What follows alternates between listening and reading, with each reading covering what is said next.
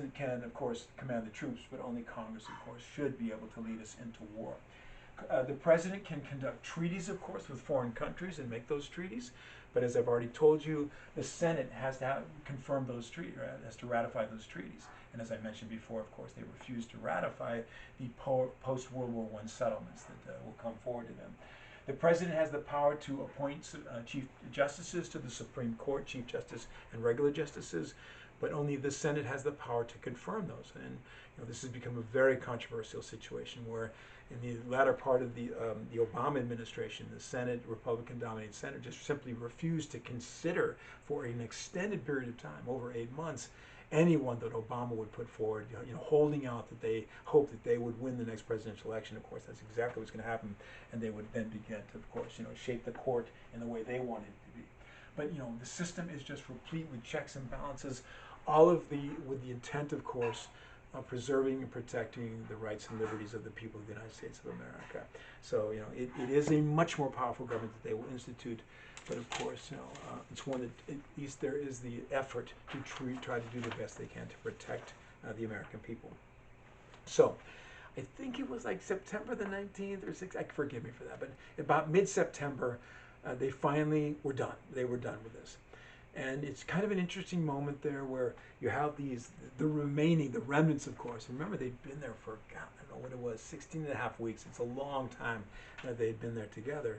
And then finally, of course, coming out of this and having worked through all of this. And there's no real joy in that moment. You think to yourself, that, wow, did something impressive here. But, everyone was sort of exhausted. I'm imagining that they were so tired of all, of course, of the struggle they had to undergo and all the compromising they had to do. There doesn't seem to be like this, joy. Say, oh, yay, look what we did. And Benjamin Franklin's kind of, he's an indication of this. And someone walked up to Franklin and just, so Ben, what's up? How'd this all go? And he was kind of dour in his response. He says, I'm not sure we did the best we could, but I don't know if we could have done any better. I mean, that's not necessarily a, really enthusiastic response to what was happening. And I kind of feel bad about that because what these individuals had done, was that they had created what would become the most enduring and benign government of the modern world. I mean, it's kind of an amazing thing they did. There is no government in the world that is older and more benign than, our government is absolutely imperfect. Everybody knows that. But, what government are you going to trade it with? How many others are somewhat better than that? And none of them have lasted as long.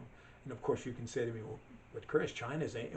Well, China is ancient, of course, but they're living under a communist regime that started in 1949. And France has undergone numerous iterations of republics and other kind of things at that time.